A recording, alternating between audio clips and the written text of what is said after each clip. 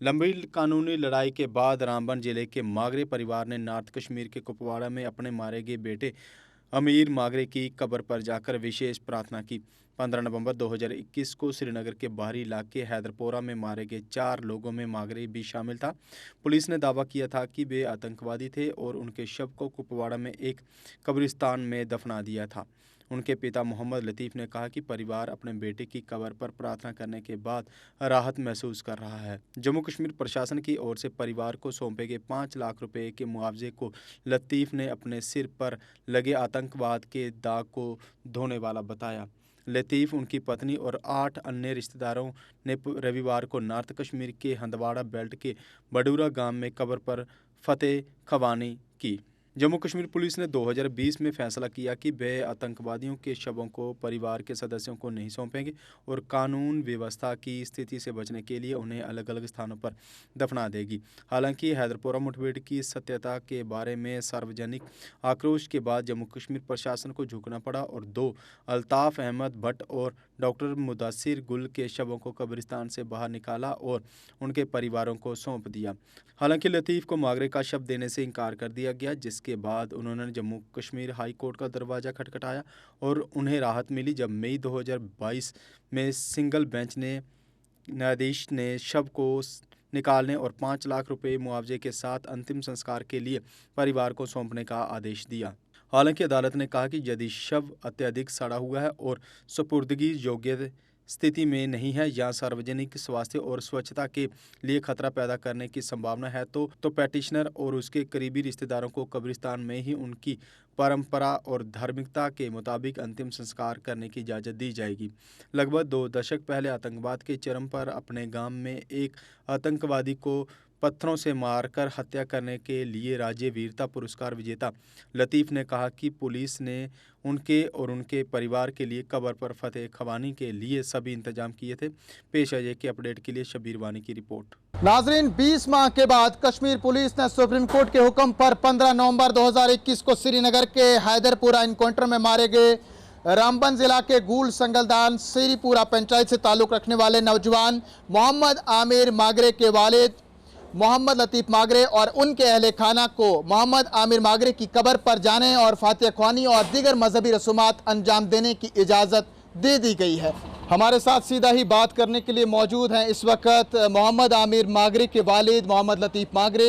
मागरे साहब, क्या कहेंगे, 20 माह के बाद आपको आपके बेटे की कब्र पर जाने की, वहाँ पर फातिहा ख्वानी और कुरान ख्वानी कराने की इजाज़त दी गई, सुप्रीम कोर्ट के हुक्म को अमली जामा पहनाया गया, कब गए थे, कब आपको बुलाया गया था, कितने लोगों को इजाज़त दी गई और क्या कुछ किया वहाँ पर? 24 तारीख को हमें इन्फॉर्मेशन आई, चूँकि अफसर संगलदान हमारे पास आए। उन्होंने कहा कि आप लोगों ने 31 तारीख 10 बजे वहाँ हिंदवाड़ा में अपने बच्चे की कब्र पे जाकर कब्र फातिहा ख्वानी करनी है और हम 30 तारीख को यहाँ से गए। 31 तारीख 10 बजे वहाँ पहुँचे और हमें वहाँ SHO हिंदवाड़ा हमारे साथ आए और उन्होंने प्रोटेक्शन भी दी। वहाँ पे उन्होंने पूरा इंतज़ाम हमें फातिहा ख्वानी करने के लिए रखा था। कुरान करीम भी हमने वहाँ पे पढ़ा और वहाँ पे हमने अच्छी तरह से कब्र पे पत्थर भी हमने लगाया, वहाँ पत्थर शत्थर नहीं लगा था। फिर हमने अपने लड़के का वहाँ जो पत्थर तख्ती लगाई, फिर उसकी माँ भी साथ थी, मेरे बच्चे थे, अपना पूरा परिवार। हम कौन कौन गया हुआ था? मेरी घर वाली थी, मेरी लड़की थी, बच्चे थे और लड़के के अंकल थे। कितने लोगों को इजाज़त? 10 लोगों को हमें इजाज़त दी गई थी। हम 10 लोग वहाँ गए और फातिहा ख्वानी करके वापस आए और हमें वहाँ पे पुलिस ने अच्छी तरह से सिक्योरिटी दी और अच्छा इंतज़ाम किया था। उन्होंने हमें किसी की किस्म की कोई परेशानी नहीं की, खुशी रखा हमें और अच्छी तरह से हमें वापस घर भेजा। आखिर में ये ज़रूर समझना चाहूँगा, 5 लाख रुपए जो बतौर मुआवजे की बात हो रही, वो 21 तारीख को मेरे अकाउंट में गवर्नमेंट ने डाला था और उसके बाद मुझे बुलाया गया कब्रिस्तान पे कि फातिहा ख्वानी करो। मैं वहाँ पे चले गया। नाजरीन, आपको बताते चलें, 15 नवंबर 2021 को एक पाकिस्तानी मिलिटेंट और 2 दीगर सिविलियन के हमरा मारे गए मोहम्मद आमिर मागरे के वालिद मोहम्मद लतीफ़ मागरे ने वाक़े के फ़ौरन बाद पुलिस के दावों को यकसर मुस्तरद करते हुए कहा था कि उनके बेगुनाह बेटे को मार दिया गया है और पुलिस की तरफ से आमिर मागरे को मारे गए पाकिस्तानी मिलिटेंट का साथी भी करार देने पर उन्होंने अपने दुख और हैरत का इजहार किया था। अपने बेटे मोहम्मद आमिर मागरे की लाश को वापस देने और इंसाफ करने के मुतालबे को लेकर lieutenant governor Manoj Sinha, high court और सुप्रीम कोर्ट का दरवाज़ा खटखटाया और अपनी अर्जी पहुंचाई थी।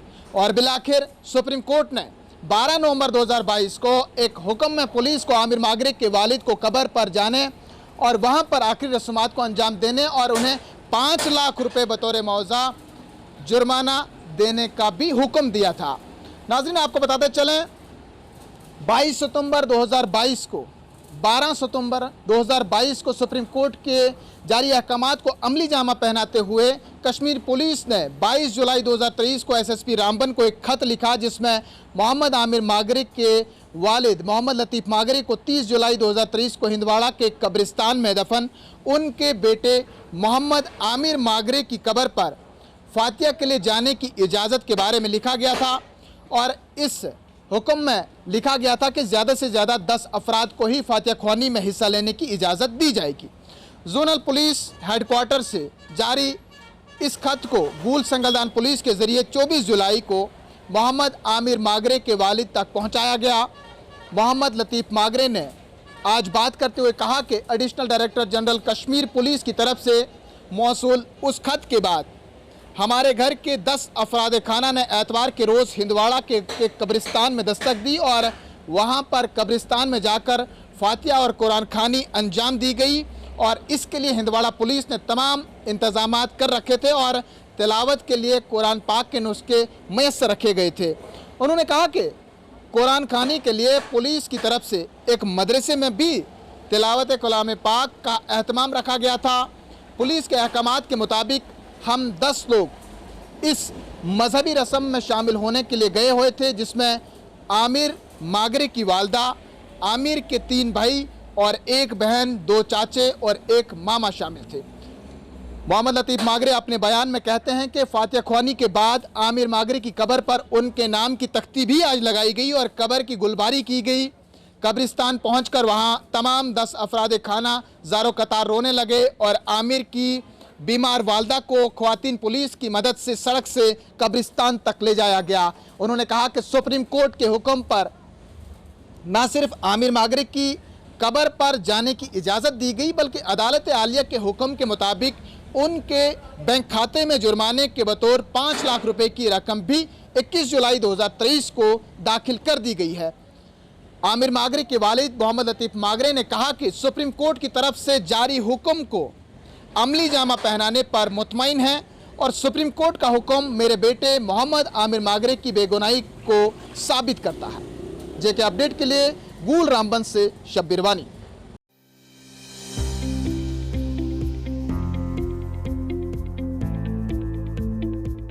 एक्साइड नियो अब आया है नए रंगों व फीचर्स के साथ। मजबूत बॉडी, शानदार डिजाइन, आरामदायक राइड और असाधारण खूबियों से लैस नए जमाने की इस ई रिक्शा में मिलेगा रियर व्यू मिरर जो LCD डिस्प्ले में बदल जाए और ड्राइवर को बिना सर घुमाए गाड़ी को बैक करने में मदद करे। इस तकनीक में पहली बार पीछे कैमरा लगाकर ये अनूठी विशेषता प्रदान की गई है। चमकदार व ज्यादा तेज इंडिकेटर, लंबे समय तक चलने वाली बैटरी, बेहद शानदार LCD इंस्ट्रूमेंटेशन पैनल, मनमोहक आवाज वाले speaker, FM system, flexible roof के बदले बहुत ही सख्त उच्च ग्रेड की मेटेलिक रूफ, इनबिल्ट चार्जर, नए सुरक्षित रिम और अधिक पावर की मोटर के साथ बेहतरीन सस्पेंशन जो दे झटकों से आराम। तो देर किस बात की, आज ही आएं और अपना Exide neo E rickshaw book करवाएं। हमारा पता है Sai Om power system, last matador stop, Anand Nagar, Bohri, Jammu. Jammu संभाग में डीलर बनने के लिए संपर्क करें 0191 2554 360।